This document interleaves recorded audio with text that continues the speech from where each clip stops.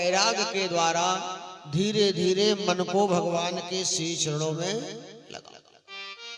संत मुनिजन योगीजन मन को सुधारने के लिए ज्ञान और वैराग के द्वारा भगवान के श्री चरणों में अनुरक्त होते हैं। ये जीव कितने ही योनियों में चक्कर लगाने के बाद आकर 4,84,000 योनि भ्रमत जीव अविनाशी। 84 लाख योनियों में जीव चक्कर लगाने के बाद मनुष्य की योनि मिलती है। और मनुष्य की योनि मिले तो सबसे पहले माँ के गर्भाशय में आता है। गर्भाशय में कितनी पीड़ा होती है। कई बार यह जीव माँ के गर्भाशय में आया, चाहे पक्षी के रूप में आया हो, पशु के रूप में आया। ये कई बार जीव चूहा बना, कई बार बिल्ली बना, कई बार कुत्ता बना है। इन सब योनियों में भ्रमण करने के बाद मनुष्य योनि मिलती है। सबसे पहले ये जीव पिता के गर्भ में आता है। क्यों जी? ये जीव सबसे पहले पिता के गर्भ में आता है। मासेन तो शिरो दाभ्या ब्रह्मांडया विग्रह नखम रोभावि चरवाणी लिंग छिंद्रो धवलीभित। कहते हैं 3 महीना 13 दिन तक यह जीव पिता के गर्भाशय में रहता है, पिता के तेज में रहता है। उसके बाद माता के गर्भाशय में प्रवेश करता है। रज और वीर के मिलन से माता के गर्भाशय में आता है। एक रात में यह जीव कलल होता है, 5 रात में बुदबुद की तरह, 10 दिन में एक अंडाकार होता है, 1 मास में इस गर्भ का, इस जीव का सिर बनता है, 2 मास में हाथ और पैर बनते हैं। कहते हैं 3 मास का जब गर्भ होता है तो उसके सर के बाल और नाखून बनते हैं। 4 मास में धातु उत्पन्न होती है। 5वें महीने का जब गर्भ बनता है तो उसे भूख और प्यास सताती है। भूख प्यास लगने लगती है, उसका ज्ञान हो जाता है। 6 मास का जब गर्भ होता है माता के पेट में भ्रमण करता है। विष्ठा और मूत्र से भरे हुए, रुधिर से सने हुए माँ के पेट में कभी इधर कभी वहां। अगर माताएं कोई गरम गरम वस्तु ग्रहण कर लेती है और गरम गरम वस्तु जब उसके चर्म से लगती है ना, कभी मूर्छित हो जाता है। आप माताएं हैं, आपको ज्यादा अनुभव है। कभी कभी वो गर्भ पेट में चलता है तो आपको बड़ा आनंद होता है। कभी कभी जब वो गर्भ मूर्छित हो जाता है और शांत हो जाता है तो कसो भाई को होता है कि नहीं जी? अपने अपने पेट को स्पर्श करते हैं, बोले अभी तो हलचल हो रही है, अभी तो हलचल ही नहीं हो रही है, क्या हो गया, चलो सोनोग्राफी करा। क्यों नहीं हो रही हलचल? क्योंकि आपने कुछ ऐसा ज्यादा मिर्च मसाला वाली वस्तु ग्रहण कर ली है जिसकी उसको चमड़ी में स्पर्श होते इतनी वेदना हुई, पीड़ा हुई, उस शिशु को जलन हुई कि वो मूर्छित होकर के पड़ा रहता है। एक पिंजड़े में, जैसे पिंजड़े में तोता बंद रहता है, ऐसे ही वो जीव भी माँ के गर्भाशय में बंद रहता है। 7वें महीने में उस जीव को पूर्व जन्म का ज्ञान आ जाता है कि मैं पूर्व जन्म में कौन था, कैसा था। 7 महीने का जब गर्भ होता है, याद रखिए। 8वें महीने में कहते प्रभु की स्तुति करने लगता है कि हे प्रभु, इस गर्भ की यात्रा से मुझे बाहर निकालो। प्रभु, अब मैं आपकी प्रार्थना करता हूं कि आज के बाद मैं किसी भी माता के गर्भाशय में आना नहीं चाहता। तुम्हारी आराधना करूंगा, तपस्या करूंगा। 8वां महीना वो व्यतीत करता है और 9वां मास में आते ही परमात्मा की स्तुति करते हुए माता के गर्भाशय से वो बाहर आता है और गर्भाशय से बाहर आते ही माया उसको पकड़ लेती है और वो परमात्मा को भूल जाती। तू कहां और मैं कहां भूल जाता है बाहर आया हुआ। बाहर आकर के वह जीव धीरे धीरे बड़ा होता है। कभी खिलौनों से खेलता है, कभी माँ की गोदी में खेलता है। युवान अवस्था में आता है, विवाह होता है तो कभी पत्नी कभी बच्चों में आसक्त हो जाता है। ये प्रेम अनेक जन्मों से जीव प्रेम के बंधन में बंधा हुआ ऐसे ही मां भटकता हुआ चले आ रहा है। इसलिए मन से इस संसार को हटा करके परमात्मा की भक्ति में, ईश्वर की भक्ति में जीव को लीन हो जाना चाहिए। ईश्वर का भजन करें, परमात्मा का सुमिरन करें, वही एक जगत में सार है, बाकी सब बेकार है।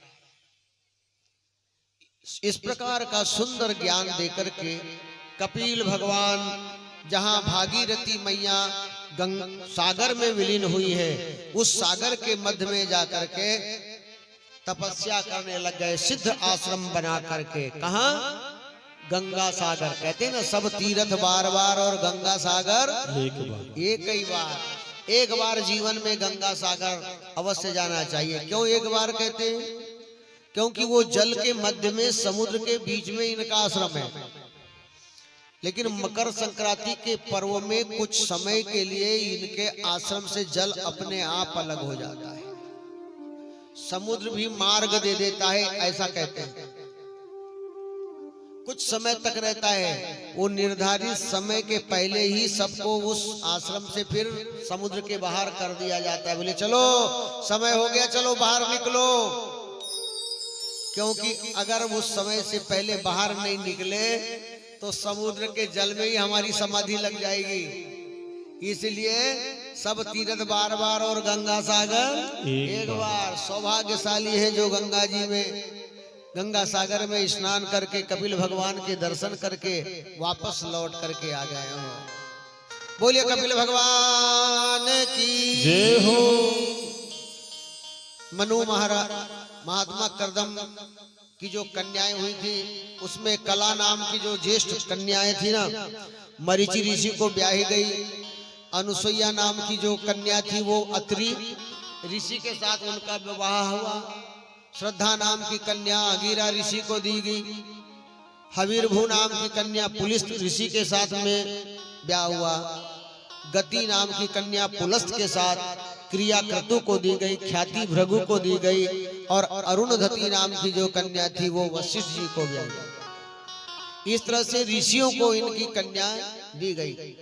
ये अत्रि जिनके घर में भगवान अनुसुईया की परीक्षा लेने के लिए लक्ष्मी जी, सरस्वती माता, पार्वती ने भेज दिया था, तीनों देवताओं को गए थे ना। फिर क्या हाल हुआ था? 6-6 महीने के बच्चे बन गए थे कि नहीं? 6-6।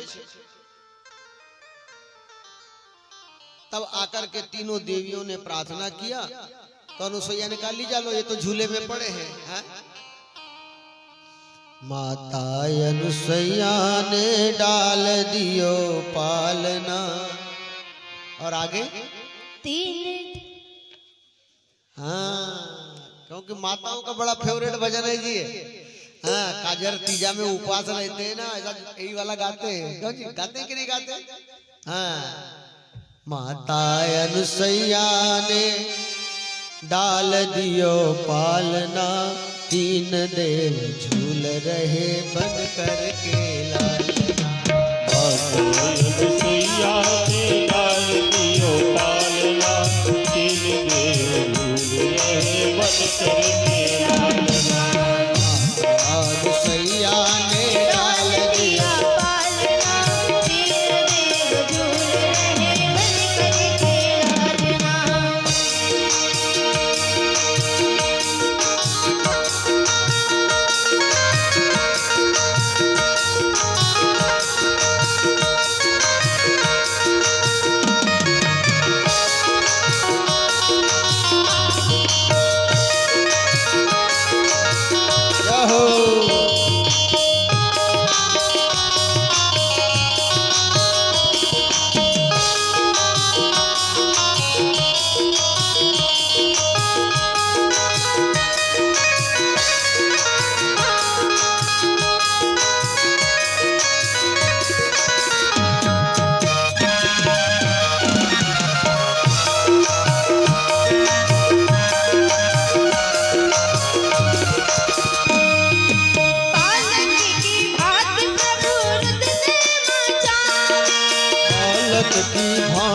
प्रभु धन बचाते, बालक की भांति प्रभु रुदन मचावे।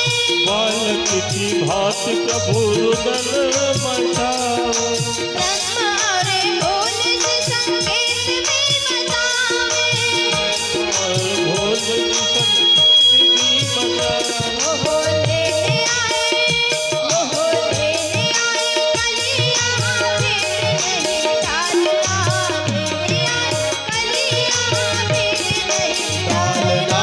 तीन देव बन करके लालना। तीन देव बन करके लालना। माता झूल रहे बन करके लालना।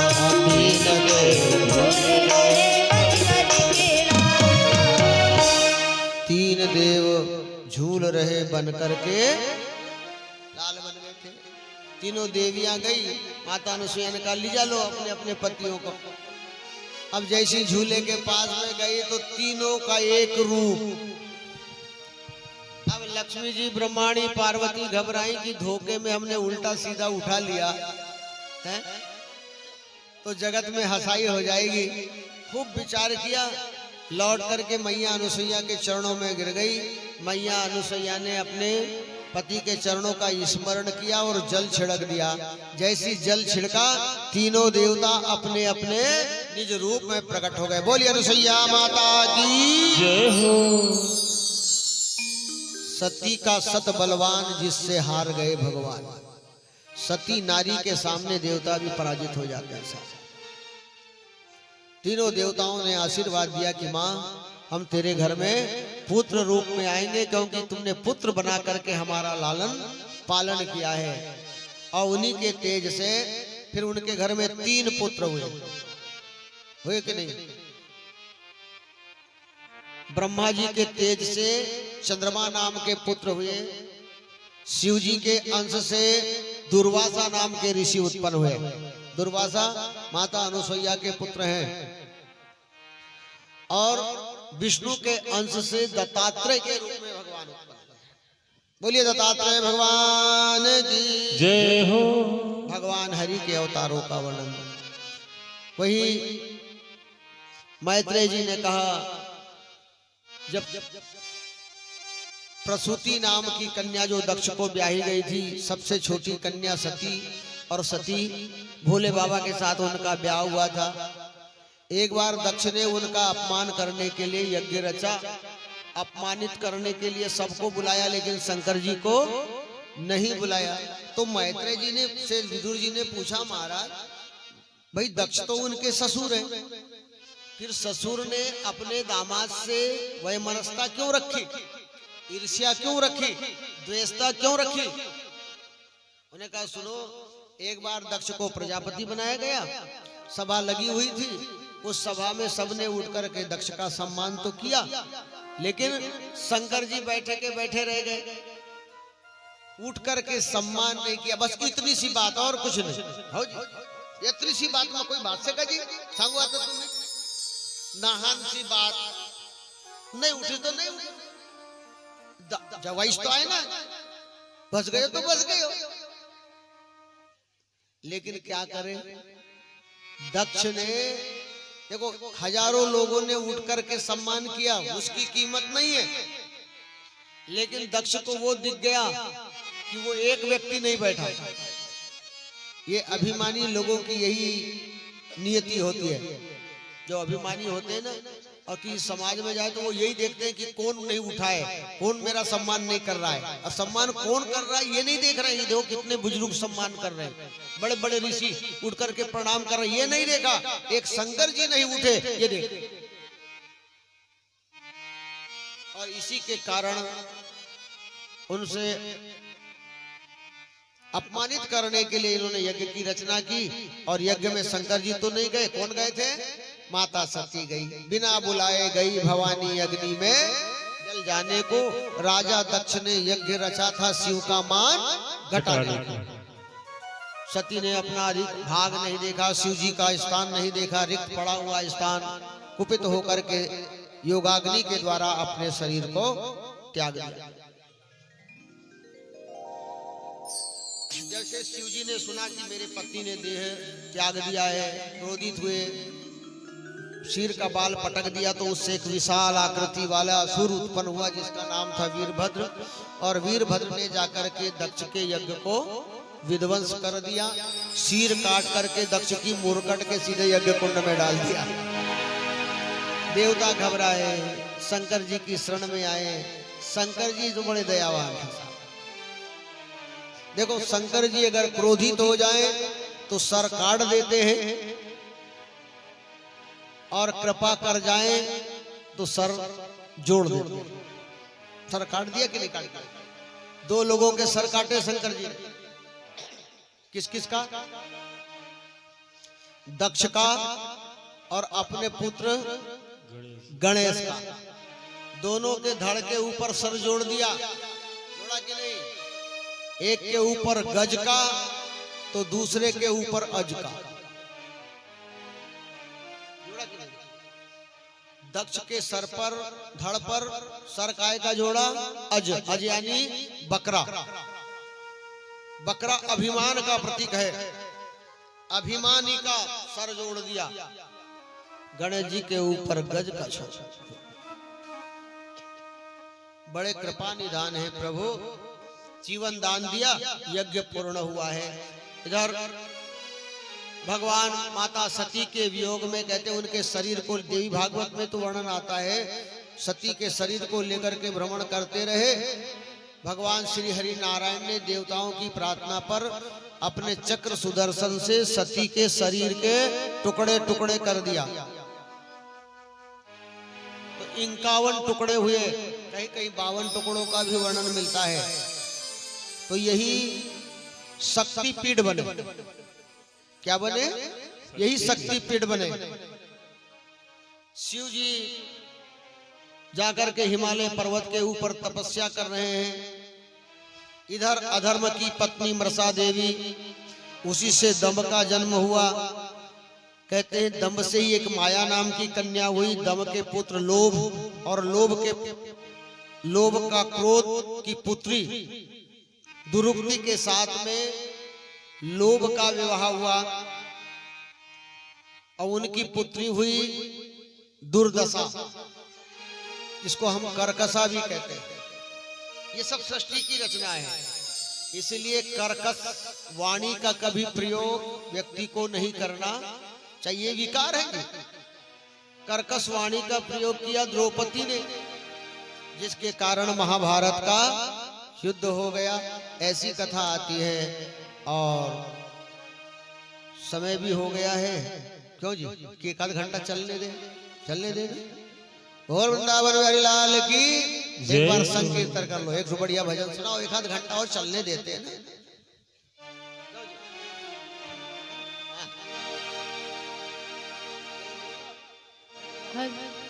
जय श्री राधे।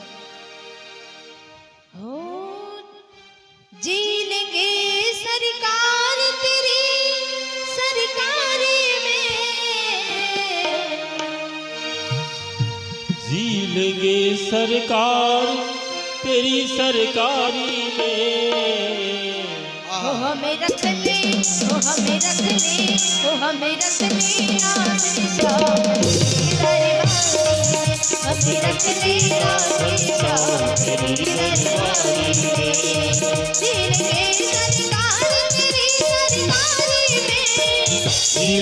सरकार तेरी सरकारी में। हमें रख ले, हो हमें रख ले, हो हमें रख ले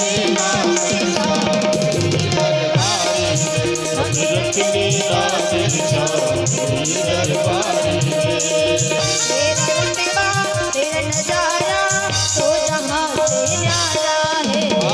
तेरा रुतबा तेरा नजारा तो जहाँ से न्यारा है। निर्वन मेरे नुकसान कोई, निर्वन मेरे नुकसान कोई, लगता मुझको प्यारा है।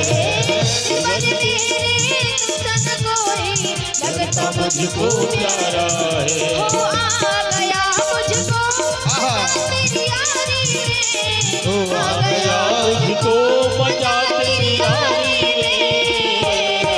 वो हमें रख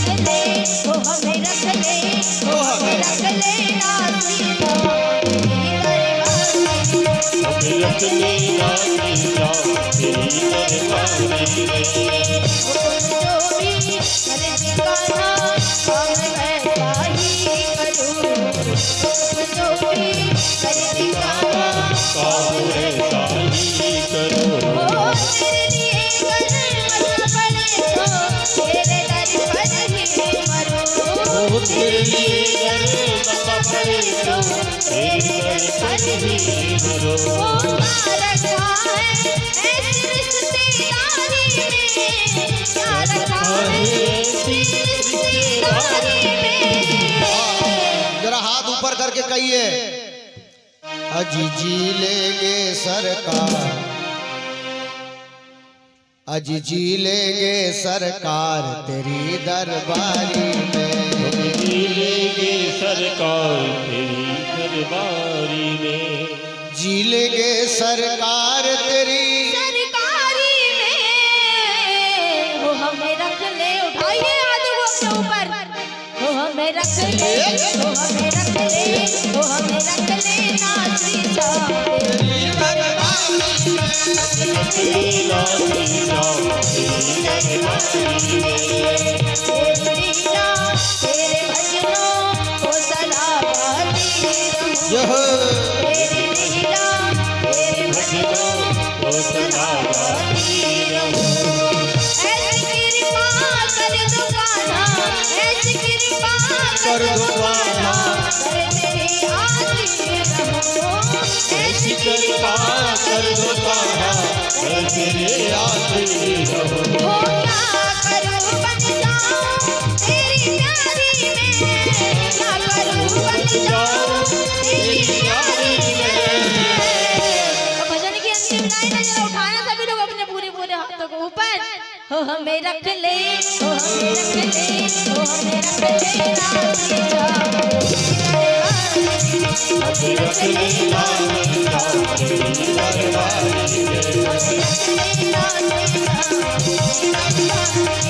हमें रख लेना सीता तेरी दरबारी में। हमें रख लेना सरकार तेरी दरबारी में। बोले कृष्ण भगवान की जय हो। और आरती के लिए खड़े हो जाएंगे सब लोग।